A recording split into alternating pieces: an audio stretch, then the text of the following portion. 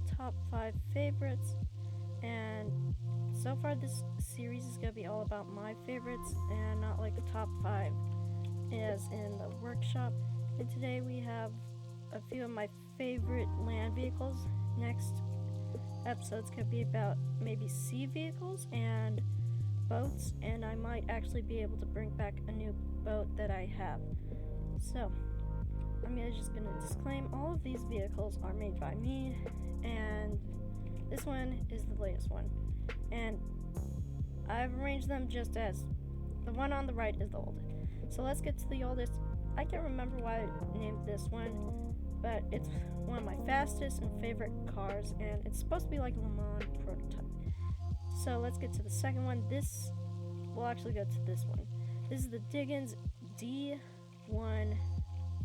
I don't know what the guy's doing, but this is the Diggins D1 flatbed, and let's open the hood.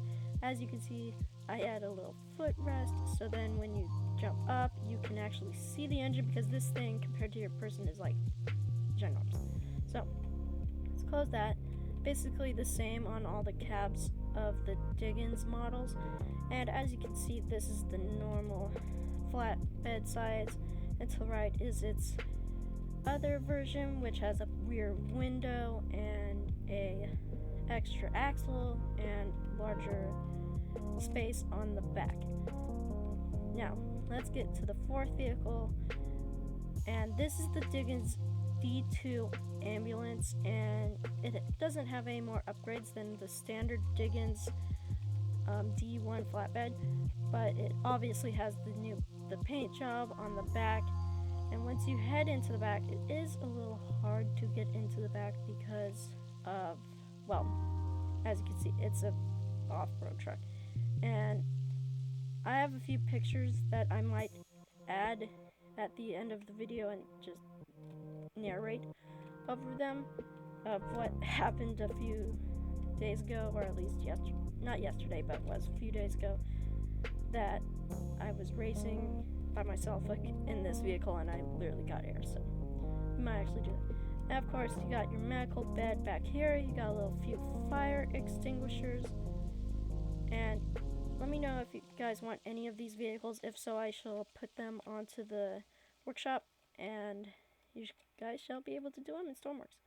So as you can see, we got these lights, which is the standard lights, except for some reason this one's not working.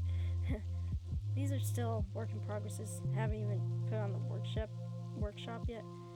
And so yeah, these are the night lights, which are just blue little paintable indicators, which are much easier to do. Standard dashboard for the engine, or for this vehicle, and that's actually where the air goes into the engine. I mean, it looks like the front would have it, but no, that's just the coolant. So yeah, that's basically it for the Diggins. We're gonna drive those later. And this is the Bugatti Veyron that I literally just made, and let me know down in the comments if you do like it or if it's too boxy, because people have been saying it's very blocky. And let me just let me know what you guys think. I mean, I literally built this in like 2 or 3 hours, and to me, this is only my personal opinion, but I think it looks pretty good, at least for me.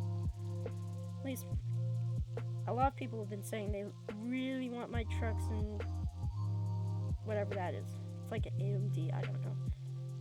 I make up lots of random names. Maybe I'll make it a Diggins, or maybe I'll make a Diggins sister company, as in like a AMD, which would be like, I don't know, it'd be like SWMC, Stormworks Motor Company. So this works with a clutch system, whereas it uses WNS to move backwards and forwards. Let's get the starter, and then start up. And this car goes up to about 150 miles per hour, if I remember mental conversions that I did previously with all my LMP1. And let's see, we're getting up to about 21 meters per second. if I was going in a straight line in the upgrade version, which I did the RPS limiter to about 100 RPS, it would be going a lot faster. And I mean, this isn't too laggy. I mean, the FPS is nicer than, say, every single other video for Stormworks I've ever done, including the streams. So this is a lot nicer than last time. So let's get the wing. Pops a little wing at the back, and then pop it back down. I want to learn how to get to the numbers that once it gets to that speed, it'll pop up automatically. Everything. Let's turn on the let's turn on working up. That's reverse. I shouldn't have done that. Whoops. I'm so used to driving the Diggins D1, which you can't see because that door's in the way. Let's turn on the lights. As you can see, it has the normal lights, which I probably should just have. I can't do both to not turn on at different times. That would be nice. But then, as you can see, the paintable blocks on the front are painted after the exact model of this Lyron and paint shop. Of course, got a little neat for me, little signage on the back. EB, I don't know why EB, might be some symbol. And yeah, let's move on to driving the Diggins D1. Now, as you can see, we are back into the Diggins D2 ambulance. So let's get this started up. We're going to go inside and let's see, we're going to turn on the siren, which you can't hear, but as you can see, we got the little spinning light at the top. I want this to look as if it were like from the 60s or older. So I'm going to turn on the blinkers, get all the lights going. You don't really need the headlights because it's not nighttime. So let's get the starter, push 2 to get the throttle up, but you could just use EQ or just press on the 2 numpad. Starter, RPS up, and now let's go drive. And too bad you can't hear the sirens because, well, sometimes they like get offset and don't always make the right noises at the right times. And this can get pretty fast, but once you get really fast, it really gets a little unstable, and it's really wobbly because it is top heavy. Is really heavy because of the back, and I needed to add a little more weight to the front. But overall, it is a nice truck, if I do say so myself, and it drives pretty nicely when you want it to, and then has the standard WASD controls for anyone who's new to driving instead of just having straight throttle where it just goes up and you can't really slow down unless you have brakes, which turns off the whole engine. Unlike this, where the clutch disengages when you're braking, so it's a lot easier on the engine and keeps the engine running so that when you come back to drive, clutch is already ready. And this doesn't really drive the same as the Diggins D1 flatbed, but it does drive. It's a lot more bulky because, well, it is. Oh no, I can't even tell if it's exploding or not because I don't have any noise. Yeah. Oh, it is. I think I saved it. Don't worry. We're just gonna have to. I'm not sure how I'm gonna get the bed out. Every time I crash this thing, which actually happens like almost every time I've driven this, I've crashed it. Unlike the flatbeds, which I've just enjoyed smashing. Oh, hey, we're up on the runway. That's helpful. Oh no, are these the? Yep. Shout out to the devs. We need these lowered to the ground or just part of the ground like the Creative Island, because every time we try to get up on these runways, it never works. Like, it hardly works. Especially when you're in a car and you're racing and you lose control, you can't just come back on to get your time back because then you're already off the track and it's about 4 feet up above the ground, so you can't really get into there. Let's see, it's hard to squeeze in here, but this is on rails, and it's basically impossible to get. It's not impossible to get the bed back in here, but to actually get it back on its rails, I will give whoever does that the achievement. And I just shoved myself outside. Great. Okay, let's just shove that out. And of course, it just pushed itself back in. No. Okay. Let's close this door, which of course I escaped out of. No, I don't want to not get. I need to be inside. There we go. Perfect.